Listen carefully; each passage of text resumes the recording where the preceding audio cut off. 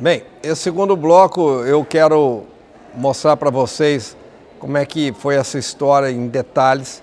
Talvez eu vou ter que fazer para vocês uma fórmula que apareceu para mim, esse projeto audacioso, um projeto que faria com que eu tivesse que buscar um dinheiro muito maior do que aquele dinheiro que você acha que é a área de prótese, que é um dinheiro relativamente até pequeno perto do tratamento de câncer. Quando foi que me apareceu na minha sala o Dr. Daniel, que já tinha esse projeto desenhado no coração dele, mas não tinha tido a coragem de fazer o projeto, porque ele achava que faltava algum conhecimento. E o mais bonito dessa história é que ele só teve coragem na hora que ele assistiu uma missa em 2014, dia 14 de maio de 2014, uma missa de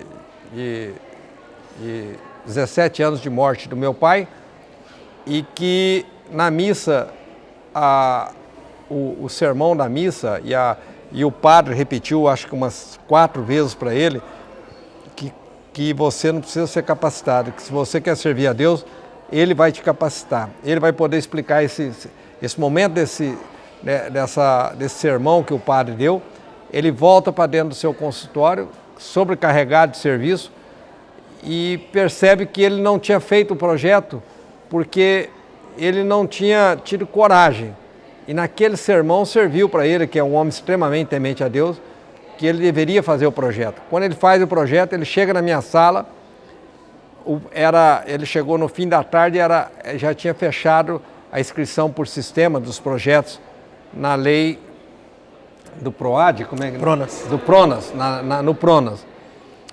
E aí, pelo sistema, não cabia mais.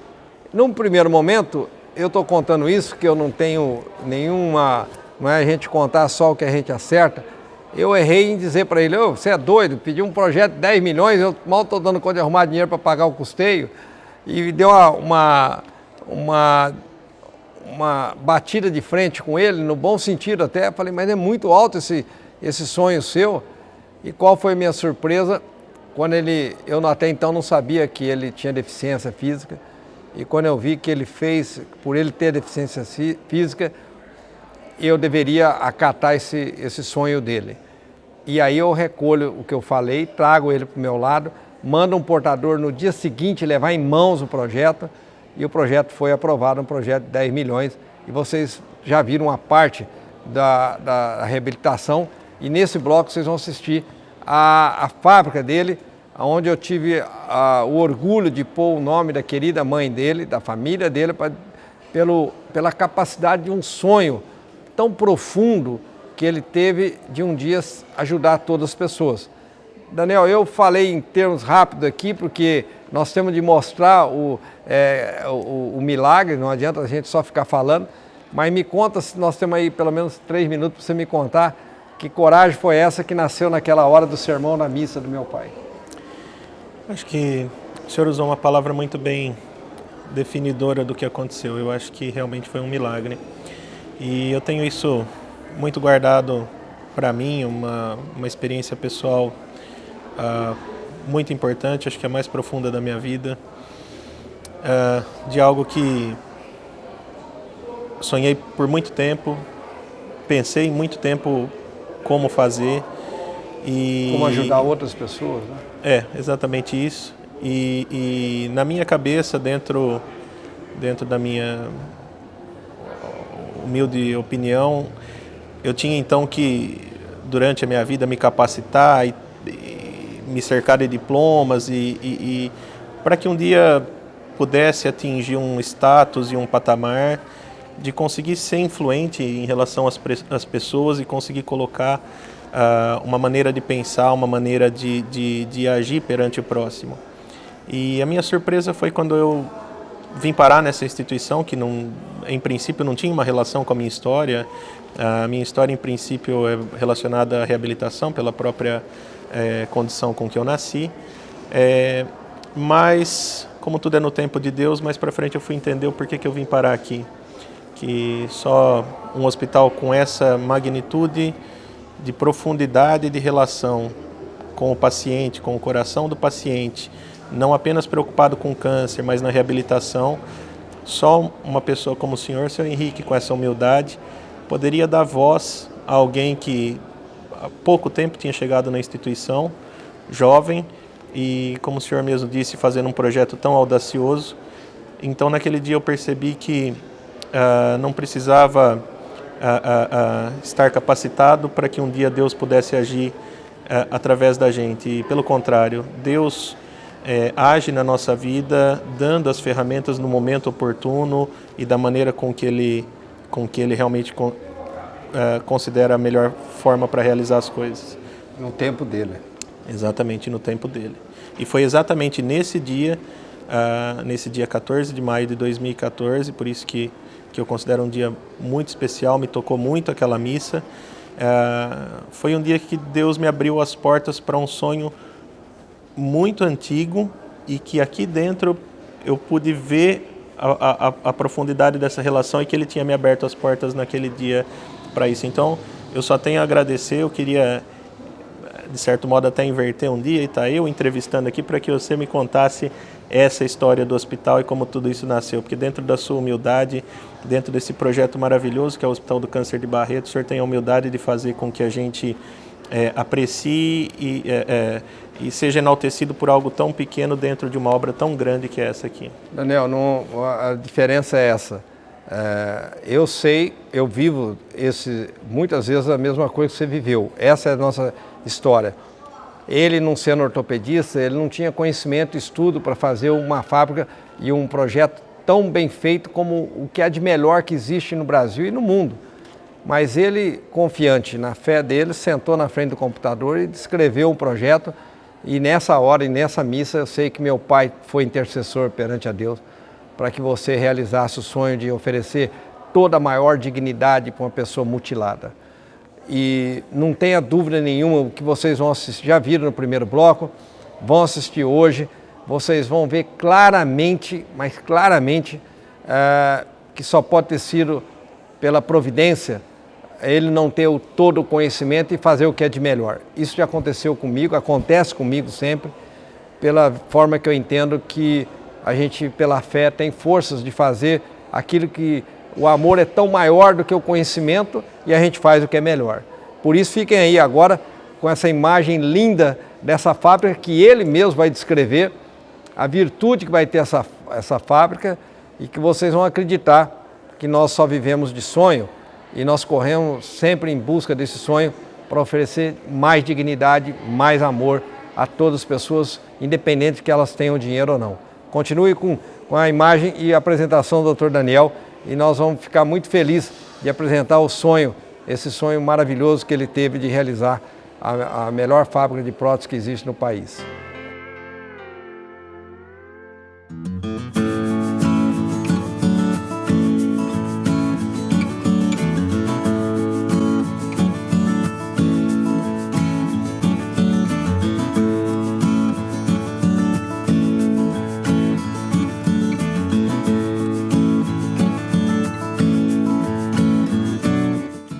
Olá a todos, hoje nós estamos aqui na oficina ortopédica, na fábrica de próteses, para mostrar um pouquinho para vocês dessa importante face do projeto Bela Vita de reabilitação do nosso Hospital de Amor aqui de Barretos. Por que essa oficina é importante? Passar por uma amputação, passar por um processo de reabilitação já é algo extremamente importante na vida das pessoas, na vida dos pacientes. Quando a gente tem uma certa liberdade, uma certa mobilidade e vive condições normais de independência e de repente o destino impõe alguma condição que impeça que isso se continue ou que prive o paciente dessa condição de liberdade que ele tem, existem uma série de condições associadas, psicológicas, entre outras, e é tudo isso que a gente vai tratar com essa oficina. Especificamente no paciente oncológico, no paciente com diagnóstico de câncer, além dele passar pelas dificuldades da própria doença, passar pelos estigmas de perda de cabelo, pela quimioterapia, pelas sequelas da radioterapia e da cirurgia, muitas vezes ele passa por amputações e isso impõe a ele uma limitação dessa liberdade que a gente comentou. Normalmente as instituições oncológicas não oferecem esse tipo de reabilitação e de protetização durante o processo oncológico, durante o processo de tratamento. E isso é muito ruim do ponto de vista de eficácia da reabilitação. A ciência sabe hoje que quanto mais precocemente se iniciar o processo da protetização e o auxílio psicológico, mesmo antes de uma amputação, isso é essencial para a eficácia de todo o tratamento. Então, a inauguração dessa oficina, a oportunidade que o hospital está dando para os seus pacientes, é algo sem precedentes, é algo difícil de mensurar. Por quê? Concomitantemente, junto com o tratamento oncológico, junto com a quimioterapia, junto com a radioterapia, o paciente, ao mesmo tempo, vai tendo a dignidade de passar por um processo de reabilitação e de protetização, que vai permitir a ele, em outras palavras, vai dar a liberdade dele retomar uma vida muito próxima, muito parecida ou igual a que era antes do diagnóstico, do tratamento e da amputação. Então essa oficina ela é primordial pela precocidade de tratamento, de reabilitação que a gente vai impor ao paciente e também pela qualidade e pela individualização do processo de protetização. A gente sabe que pacientes que estão fazendo quimioterapia, por exemplo, muitos ficam imunossuprimidos, ou seja, tem uma diminuição do combate aí do corpo, do organismo aos vírus e bactérias. Então é extremamente preocupante quando faz uma ferida, quando faz uma escara, que a gente chama. Então a protetização dentro do ambiente oncológico, ela também traz alguns nuances, algumas peculiaridades que são essenciais de serem vistas aqui dentro. E é por isso que isso é tão importante, da oncologia e da reabilitação serem conduzidas juntas neste processo oncológico de reabilitação. Vamos conhecer agora os outros ambientes?